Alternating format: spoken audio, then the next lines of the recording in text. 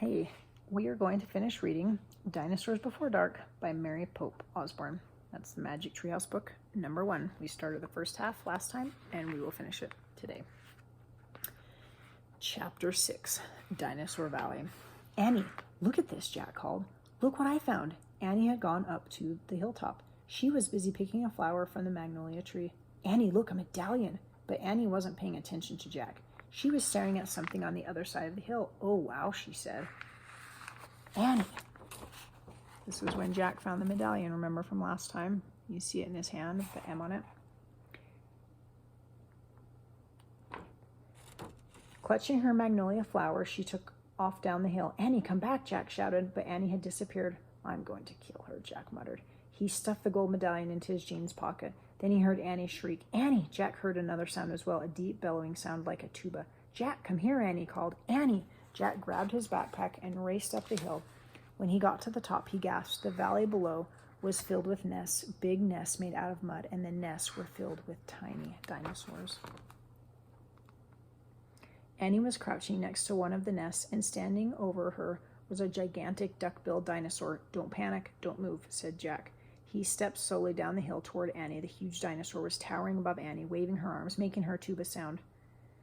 Jack stopped. He didn't want to get too close. He knelt on the ground. Okay, move toward me, slowly, he said. Annie started to stand up. Don't stand, crawl, said Jack. Clutching her flower, Annie crawled toward Jack. The duck-billed dinosaur followed her, still bellowing. Annie froze. Keep going, Jack said. Annie started crawling again. Jack inched farther down the hill until he was just an arm's distance from Annie. He reached out and grabbed her hand. He pulled Annie toward him. Stay down, he said. He crouched next to her. Bow your head, pretend to chew. Chew? Yes. I read that's what you do if a mean dog comes at you. He's no dog, Jack, said Annie. Just chew, said Jack. Jack and Annie both bowed their heads and pretended to chew. Soon the dinosaur grew quiet. Jack raised his head. I don't think she's mad anymore, he said. Thanks, Jack, for saving me, said Annie. You have to use your brain, said Jack. You can't just go running into a nest of babies. There's always a mother nearby. Annie stood up.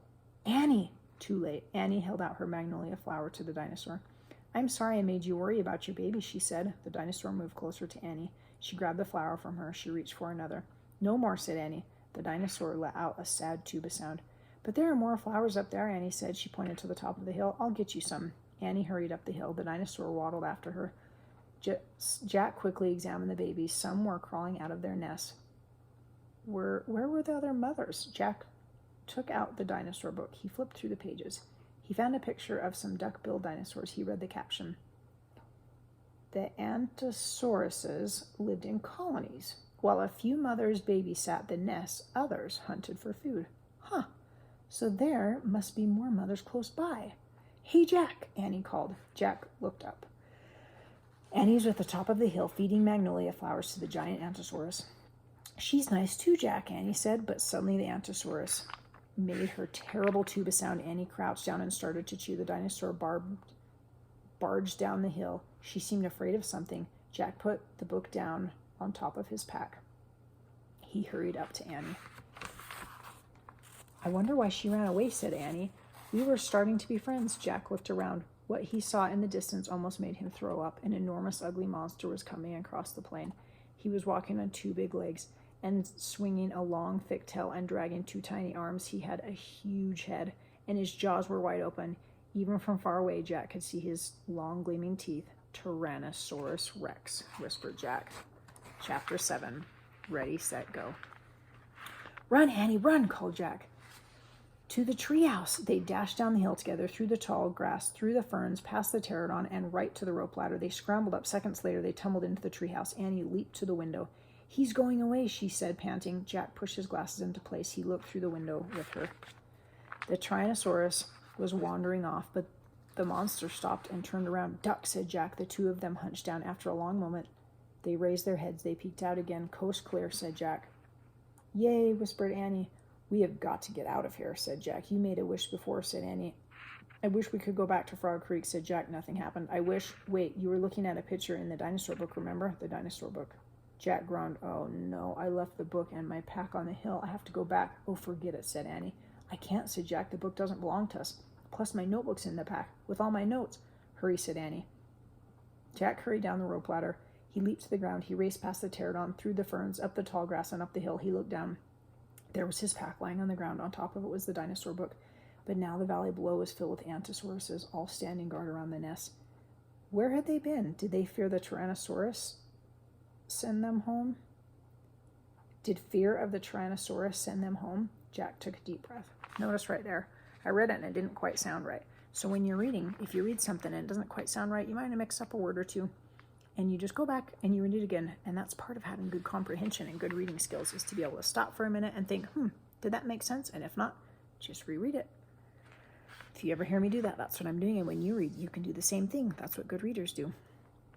Ready, set, go. He charged down the hill. He leaped to his backpack. He scooped it up. He grabbed the dinosaur book. A terrible tuba sound. Another. All the Antosauruses were bellowing at him. Jack took off. He raced to the hilltop. He started down the hill. He stopped. The Tyrannosaurus Rex was back, and he was standing between Jack and the treehouse.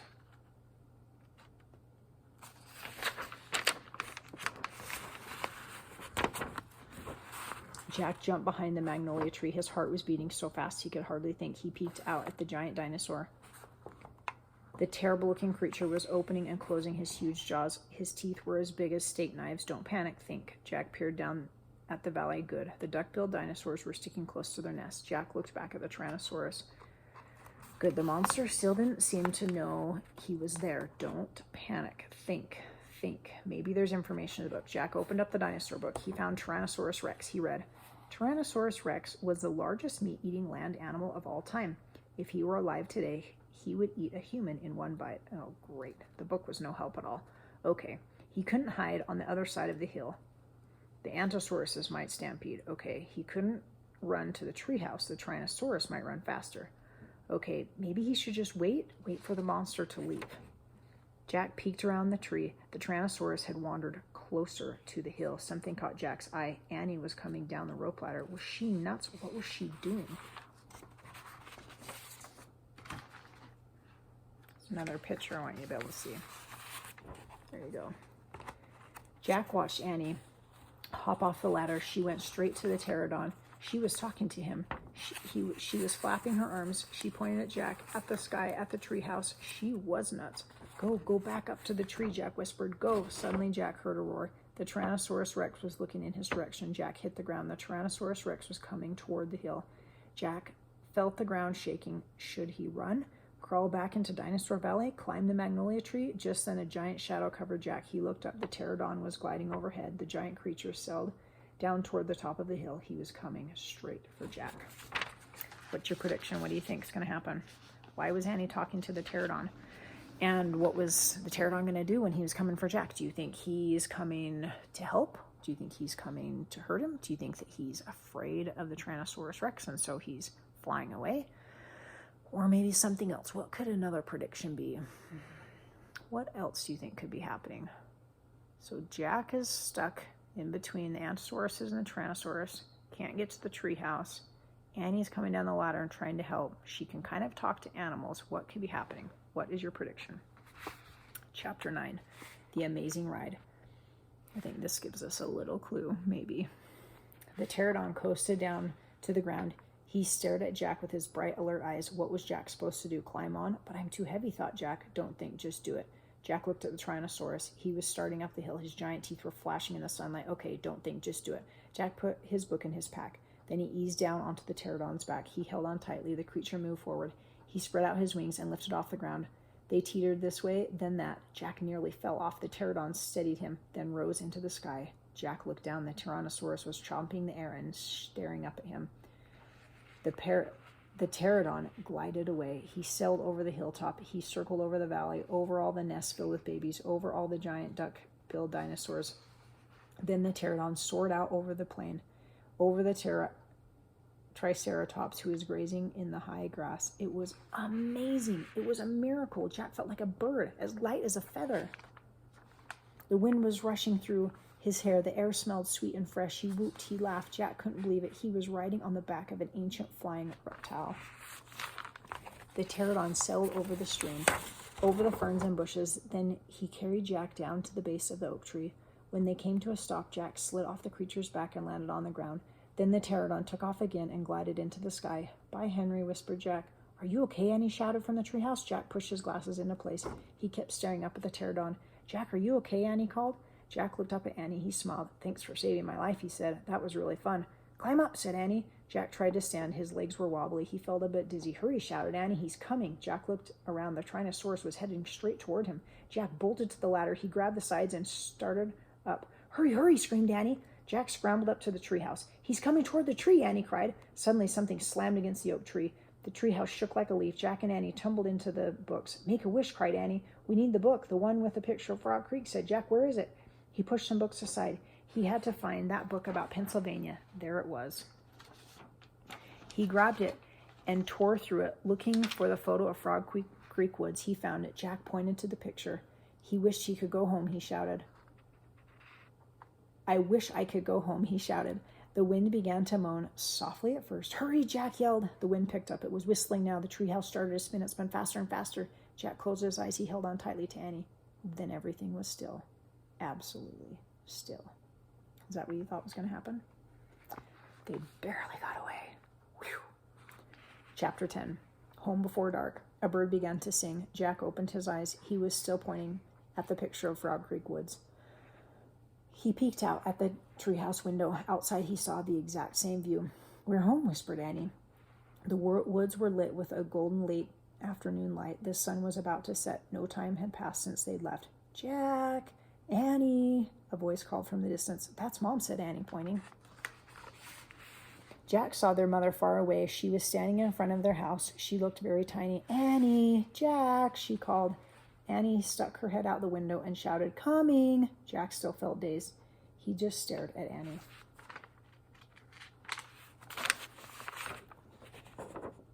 "What happened to us?" he said. "We took a trip in a magic treehouse," said Annie simply. "But it's the same time as when we left," Jack said. Annie shrugged. "And how did it take us so far away?" said Jack. "And so long ago. You just look at a book and you say you wish you could go there," said Annie, "and the magic treehouse took us there." "But how?" said Jack. "And who built this magic treehouse? And who put all these books here?" "A magic person, I guess," said Annie. "A magic person? Oh, look," said Jack. "I almost forgot about this." He reached in his pocket and pulled out the gold medallion. "Someone lost this back there in Dinosaur Land. Look, there's a letter M on it." Annie's eyes got round. "Do you think M stands for magic person?" she said. "I don't know," said Jack. "I just know someone went to that place before us." "Jack! Annie!" came the distant cry again. Annie poked her head out the window. "Coming!" she shouted. Jack put the gold medallion back in his pocket. He pulled the dinosaur book out of his pack and put it back with all the other books. Then he and Annie took one last look around the treehouse. "Goodbye, house," whispered Annie. Jack slung his backpack over his shoulder. He pointed at the ladder. Annie started down. Jack followed. Seconds later, they hopped onto the ground and started walking out of the woods. "No one's going to believe our story," said Jack. "So let's not tell anyone," said Annie. "Dad won't believe it," said Jack. "He would say it was a dream," said Annie. "Mom won't believe it," said Jack. "She would say it was pretend," said Annie. "My teacher won't believe it," said Jack. "She would say you're nuts," said Annie. "We better not tell anyone," said Jack. "I already said that," said Annie. Jack sighed. "I think I'm starting to not believe it myself," he said. They left the woods and started up the road toward their house. As they walked past all the houses on their street, the trip to the dinosaur time did seem more and more like a dream. Only this world and this time seemed real. Jack reached in his pocket. He clasped the gold medallion. He felt the engraving of the letter M. It made Jack's fingers tingle. Jack laughed. Suddenly he felt very happy. He couldn't explain what had happened today, but he knew that for sure that their trip in the magic treehouse had been real. Absolutely real. "Tomorrow," Jack said softly, "we'll go back to the woods." "Of course," said Annie. "And we'll climb up to the treehouse," said Jack. "Of course," said Annie. "And we'll see what happens next," said Jack. "Of course," said Annie. "Race you." And off they ran together, running for home. That was a nice, fun adventure that we got to read in the Magic Treehouse book. So let's sum up. So where was the setting? Started Frog Creek Woods in a forest near Jack and Annie's house. Then they traveled to Dinosaur Land and then back from Dinosaur Land back to Frog Creek Woods next to their house. Who were the characters? So we had Jack and Annie, and then there was a couple dinosaurs in Dinosaur Land. Those are the only characters we had in this book. Let's see what happened. We already said that. They got in a magic treehouse, and it took them, when they looked at a book, it took them to the place in the book. So they went and met dinosaurs, and then they escaped from Tyrannosaurus Rex. And then maybe why did they do that? They kind of said that at the end, that they liked the adventure, they loved books. It just kind of happened, and they thought, we'll just see what happens. That was a fun book, and we could learn a lot about reading comprehension, and we can learn how to be good readers and how fun it is to read and follow the clues in the little detective trail that the author leaves so that we can learn about the story and participate in the adventure with the author. Thanks for joining me today.